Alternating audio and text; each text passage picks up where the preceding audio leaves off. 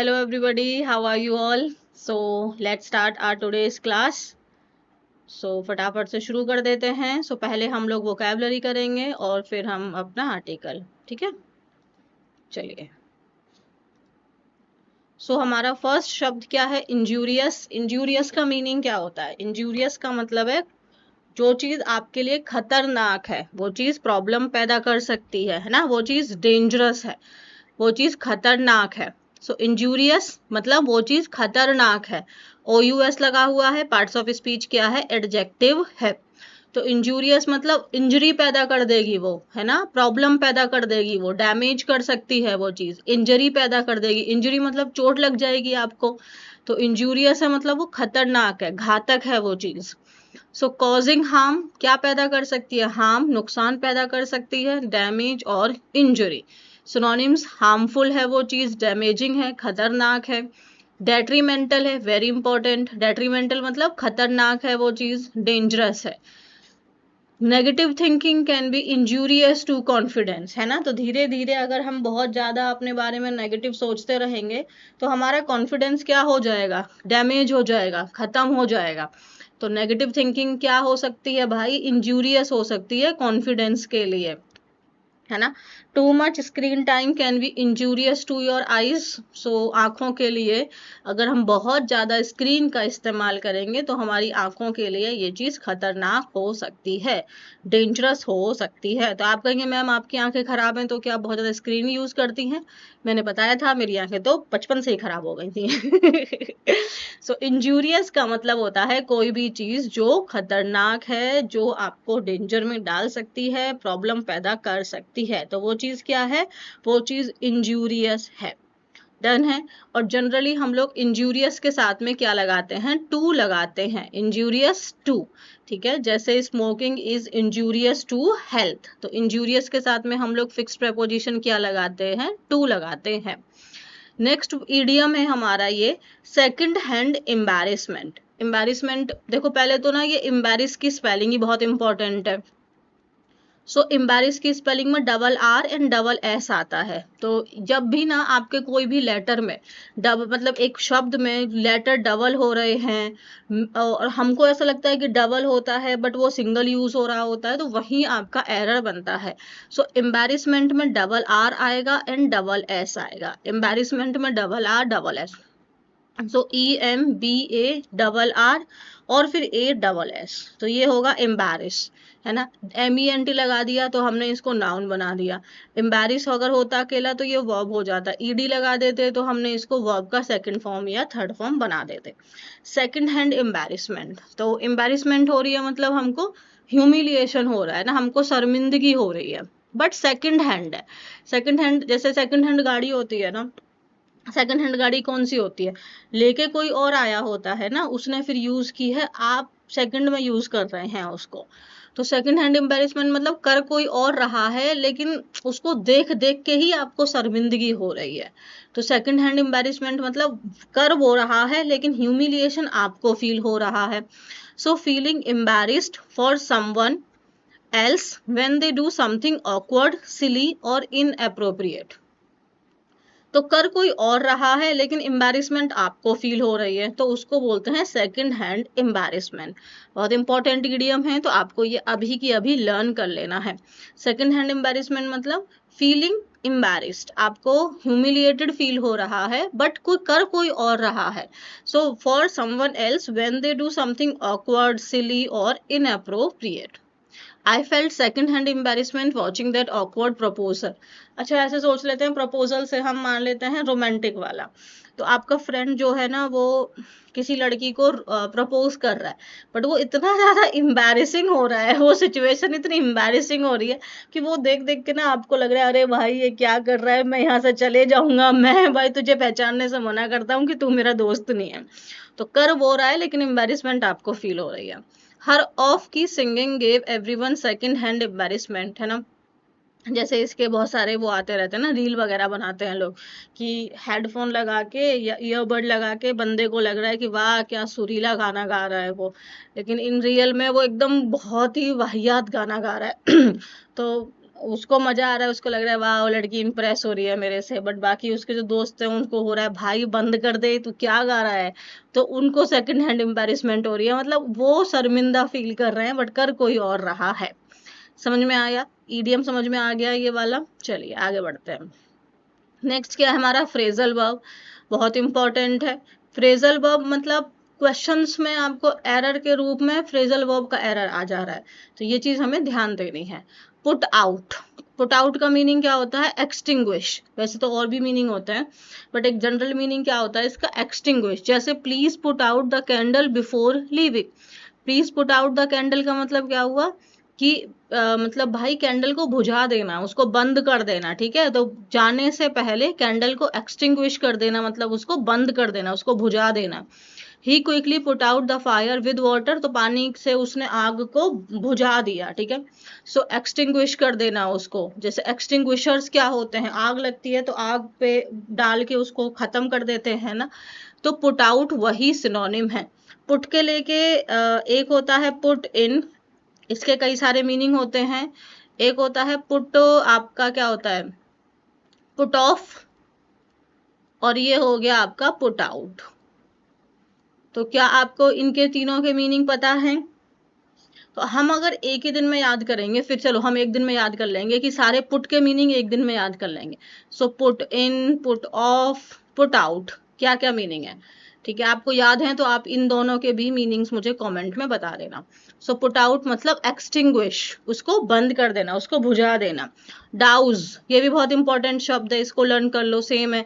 Quench वगैरह ना thirst वगैरह के लिए यूज करते हैं। क्वेंच मतलब उसकी प्यास को आपने शांत कर दिया, तो बुझा दिया, उसको शांत कर दिया। वैसे ब्लो आउट कर देना मतलब उसको फूंक मार के बुझा दिया, तो बुझा देना। ये डन हो गया हमारा, इनको याद रहेगा आपको। नेक्स्ट वर्ड है हमारा कटसी, स्पेलिंग याद कर लेना इसकी। कटसी, कटसी का मतलब देखो साउंड एकदम डिफरेंट है, लिखने का वे अलग है, तो स्पेलिंग मिस्टेक होने के हाई चांसेस है।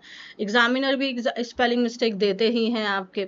सो कटसी मतलब आपका जो पोलाइट बिहेवियर है, जो आप बहुत विनम्रता से जो आप पेश आते हैं, जो बहुत आउट ऑफ रिस्पेक्ट जो आप बिहेव करते हैं, वो होती है आपकी कटसी। जो आपके सामने वाले को इज्जत देते हैं। रिस्पेक्ट हो गया, गुड मैनर्स टूवर्ड्स अदर्स। सो पोलाइटनेस, बहुत प्यार से आप उनके सामने पेश आ रहे हैं, रिस्पेक्ट है ना, मैनर्स हैं आपके, etiquettes. Showing courtesy to elders is important. Obviously हमें अपने बड़ों के आगे भाई कैसे सम्मानजनक तरीके से पेश आना चाहिए। He treated everyone with courtesy, ये तो चीज बहुत इंपॉर्टेंट है कि हमें हर किसी को, ऐसा नहीं छोटे बच्चे हैं तो उनको आप मार पीट के उनको गंदा गंदा बोलोगे और खत्म करोगे, नहीं भैया, कि बड़ों के आगे तो एकदम हम इज्जत भाव से आएंगे और छोटों को हम मार पीट देंगे, तो ये तो बिल्कुल बेकार एकदम इंसान हो आप। सो हमें हर किसी को भाई सम्मान से ट्रीट करना चाहिए, हर किसी को हमें प्यार से ट्रीट करना चाहिए। हाँ, वो इंसान प्यार से ट्रीट करने वाला भी होना चाहिए। पता चले वो व्यक्ति एकदम बेकार है और हम उसको प्यार से ही लगे पड़े हैं, वो सुन ही नहीं रहा हमारा, तब तो फिर हमें चटकाना पड़ेगा, कहोगे मैम आप कितनी गंदी हो। अरे नलायको, मैं गंदी कैसे हो सकती हूँ? मैं इतनी अच्छी हूँ, तुम लोग मुझे गंदा बता रहे हो, वेरी बैड। चलो पढ़ाई करो। अब हम डेंजरस हैबिट के बारे में पढ़ेंगे। ये तो हैबिट है रे बाबा, ये कैसे जाएगी, है ना? एक उसका मीम था ना सोनू का, ये तो हैबिट है। तो हैबिट है बट कैसी हैबिट है? डेंजरस है, खतरनाक है। Okay. During a recent journey, journey की स्पेलिंग बहुत इंपॉर्टेंट है, ये एग्जाम में आती है बार बार। अभी मुझे याद है आरबीआई का पेपर करवाया था, उसमें पता नहीं इस बार स्पेलिंग ही पूछ रहे थे वो। जर्नी की स्पेलिंग लिख लो अपनी नोटबुक में। Recent journey through the hills, I noticed a small closed box for tobacco disposal. मतलब अब ये ड्यूरिंग मतलब अभी दौरान, ड्यूरिंग मतलब दौरान, तो ये हाल फिलहाल जब मैं हिल्स के थ्रू जब मैं अपनी यात्रा कर रहा था, जर्नी कर रहा था मतलब यात्रा कर रहा था, रिसेंट मतलब हाल फिलहाल, ठीक है? सो अब देखो जर्नी का जर्नीज हो सकता है, यात्राएं हो सकता है, इसीलिए आर्टिकल यहाँ पे आना कंपलसरी था। तो ड्यूरिंग रिसेंट जर्नी में अगर आर्टिकल मिस होता तो यही आपका एरर भी बन जाता, ठीक है? आई नोटिस्ड, मैंने क्या देखा, एक छोटा सा स्मॉल बंद क्लोज बॉक्स था, किस चीज के लिए? टोबैको डिस्पोजल के लिए। डिस्पोज करना मतलब किसी चीज को फेंकना, डिस्पोज करना मतलब आप उस चीज को फेंकते हैं ना, आप उस चीज से छुटकारा पा रहे हैं। जैसे कि सपोज करो कि ये पेन मेरा खराब हो गया, अब खत्म हो गया, तो अब मुझे इसका यूज नहीं है, तो मैंने इसको डिस्पोज कर दिया, मतलब मैंने इसको डिस्कार्ड कर दिया, मैंने इसको फेंक दिया। बट ये मेरा पेन बहुत अच्छा है। It looked simple and ordinary, obviously वो बॉक्स मेरे को कैसा लगा? एक सिंपल था, ऑर्डिनरी था। Many people may pass it without noticing but it made me think about the past and the present. Okay, बहुत सारे जो लोग हैं वो ऑब्वियसली उस बॉक्स से गुजर जाएंगे बिना उस बॉक्स पे ध्यान दिए, लेकिन उसने इट मेड मी थिंक, लेकिन उस बॉक्स ने मुझे मतलब कुछ चीज सोचने पे मजबूर कर दिया। किस चीज के बारे में? पास्ट के बारे में और प्रेजेंट के बारे में। देखते हैं क्या पास्ट एंड प्रेजेंट में क्या चेंज रहा, क्या चीज इन्होंने सोचनी शुरू कर दी उस चीज के थ्रू, देखते हैं। Okay, there was a time when smoking was part of social life. There was a time मतलब एक समय था, there was a time एक समय था, ठीक है।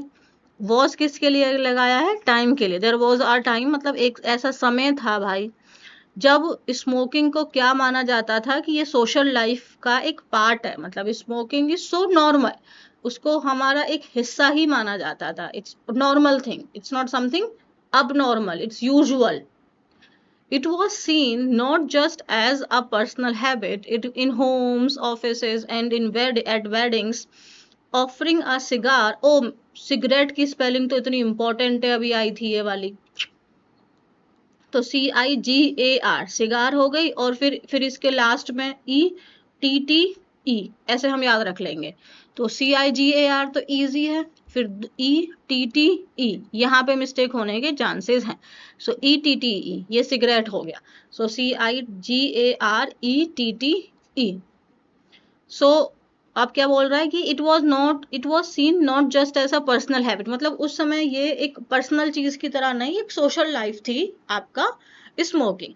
मतलब घरों में, ऑफिसेज में, वेडिंग्स में सिगरेट ऑफर करना एक कॉमन प्रैक्टिस थी, मतलब जनरली लोग ऐसा करते थे। It was treated as a sign of courtesy. Okay, मतलब सिगार एक दूसरे को देना एक साइन ऑफ कर्टसी था, मतलब हम अपने मैनर शो कर रहे हैं, जैसे हम नमस्ते करना एक साइन ऑफ कर्टसी है, तो वैसे ही उनको सिगरेट देना कि भाई आप पियेंगे, तो ये भी एक मैनर में आता है। Okay, cigarettes were served along with T and snacks. भाई ये टाइम हमने नहीं देखा है, बट मेरे एक फूफा जी थे, सिगरेट्स को भाई जब चाय नाश्ता भेजते थे ना, चाय उसमें उसी ट्रे के अंदर में सिगरेट भी रख के देते थे। ओके, एट दैट टाइम उस समय पे जो ज्यादातर स्मोकर्स थे वो आदमी हुआ करते थे, मैन हुआ करते थे। तो मैन क्या है? ये प्लूरल फॉर्म है, मैन आदमी मतलब प्लूरल फॉर्म है। इसी अगर हम इसका सिंगुलर फॉर्म बोलेंगे तो मैन आदमी एक हो गया, सेम एस वुमेन ये सिंगल हो गया, विमेन ये प्लूरल हो गया, EN, ठीक है। तो इसका जैसे कि चाइल्ड है, चाइल्ड का प्लूरल हो जाता है चिल्ड्रन, चिल्ड्रंस करके कोई शब्द नहीं होता है। It was a normal and accepted behaviour. अब मैं आपसे पूछूंगी आर्टिकल ए किसके लिए आया है? तो ये आया है बिहेवियर के लिए, ठीक है। नॉर्मल और एक्सेप्टेड बिहेवियर था, मतलब ये एक कटसी थी बल्कि। Smoking helped people start conversation, ये तो मैंने भी सुना हुआ है ना, कि स्मोकिंग आप करोगे तो भाई फिर आप एक दूसरे से बात करना थोड़ा इजी हो जाता है, आई डोंट नो व्हाई। तो इस एक सेकंड, ये क्या हो गया हमारा? तो स्मोकिंग क्या करती थी? लोगों की बात आसान कर देती, कॉन्वर्सेशन को शुरू करना इजी बनाती थी। अब स्मोकिंग आप जानते हैं स्मोक वर्ब होती है, बट यहाँ पे ये आपके सब्जेक्ट के रूप में यूज हो रही है और ये जेरेंड है, ठीक है। It also made interactions easy and informal. In offices, it sometimes reduced the gap between seniors and juniors. Okay, तो it made interaction easy and informal, मतलब फिर बातचीत थोड़ा शुरू हो जाएगी, ओ भाई कहाँ से हो आप?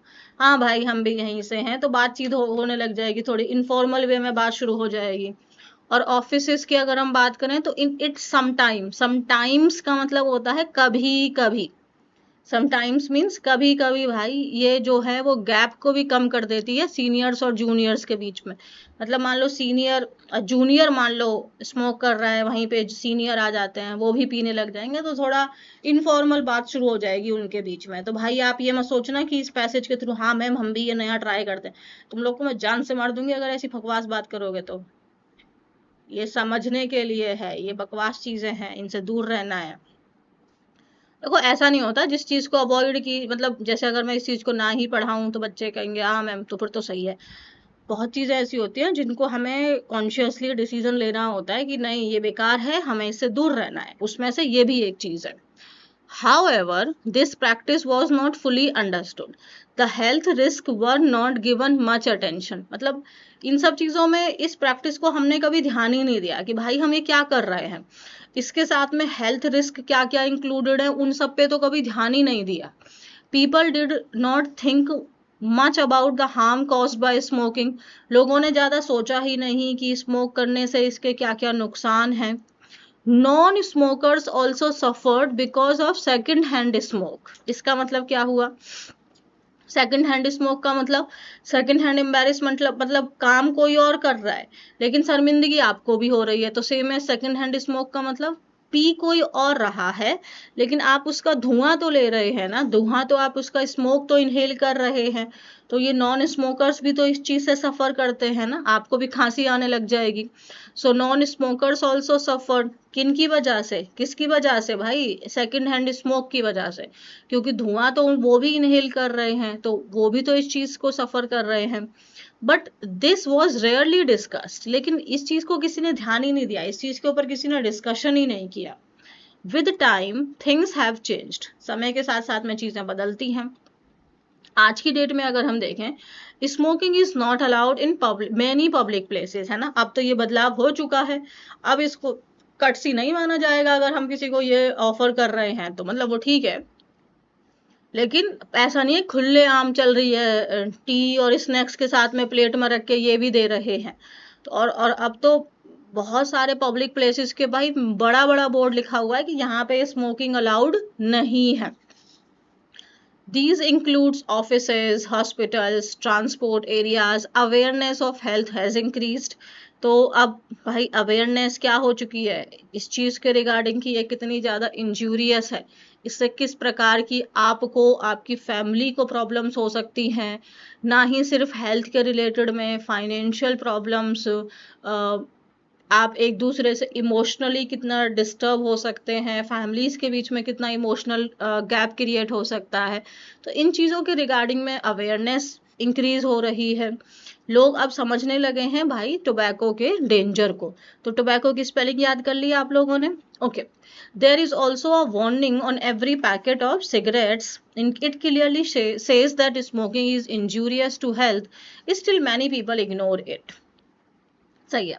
Another change can be seen in who smokes. Okay. Earlier most smokers were men, but अब की डेट में देखा जाए तो smoking is seen across different groups. नहीं यार ऐसा नहीं है। अर्लियर सिर्फ ज्यादातर जो थे वो मैन थे, बट आज की डेट में स्मोकिंग को हम कह रहे हैं कि डिफरेंट ग्रुप्स के बीच में ये चीज देखी जा रही है।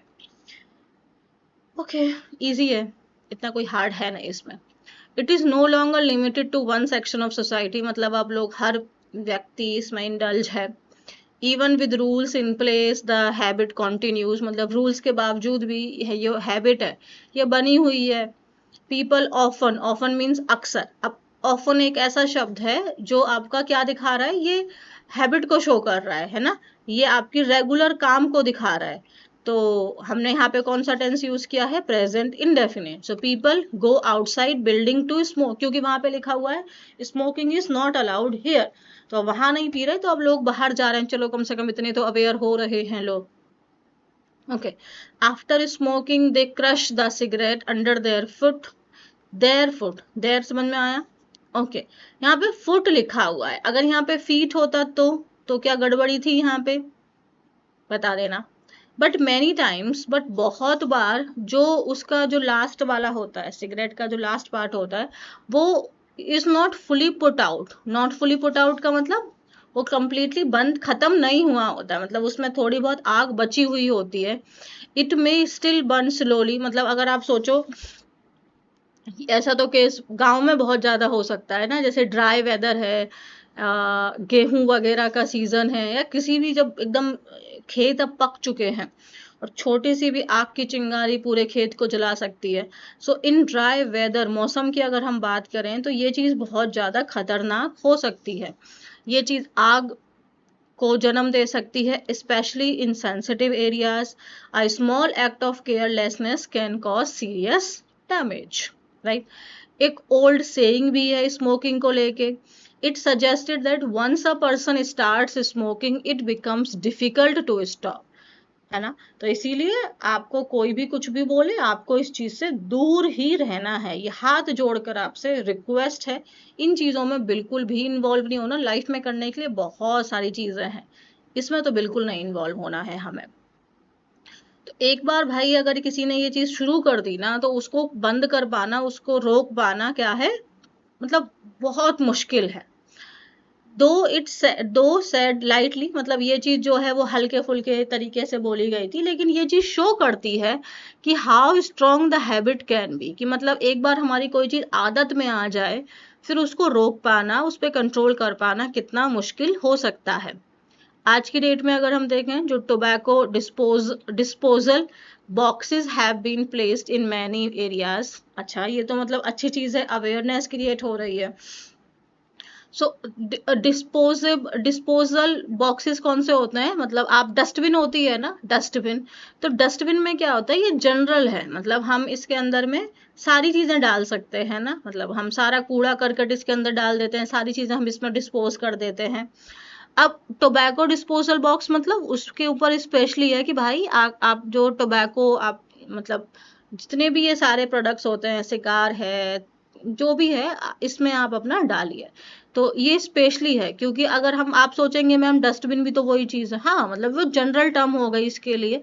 और टोबैको वगैरह के लिए, जैसे कि मान लो आपकी सिगरेट है, वो थोड़ी सी भी जली रह गई, लेकिन अगर इस डस्टबिन के अंदर में तो और भी बहुत सारी चीजें पड़ी हुई, कागज वागज भी लोग डाल देते हैं ना, तो फिर उससे आग लग सकती है। बट इस पे स्पेशली है, ताकि ये स्पेशली इसी चीज के लिए डिजाइन की गई है। Have been placed in many places, ये एक प्रैक्टिकल स्टेप है। It helps in keeping places clean and safe. तो ये क्या चीज में मदद करता है कि हम उस अपनी जगह को साफ सुथरा रखें, क्लीन रखें, उसको सेफ रखें। लेकिन फिर भी आपने देखा है, अभी न्यूली बिल्ट होता है और उसको एकदम थूक थाक के एकदम गंदा कर दिया है लोगों ने। अब इसको कौन सी गवर्नमेंट आके सुधारेगी, ये तो ह्यूमन है भाई, आप ही लोग हो, आप ही का सिविक सेंस होना चाहिए यहाँ पे।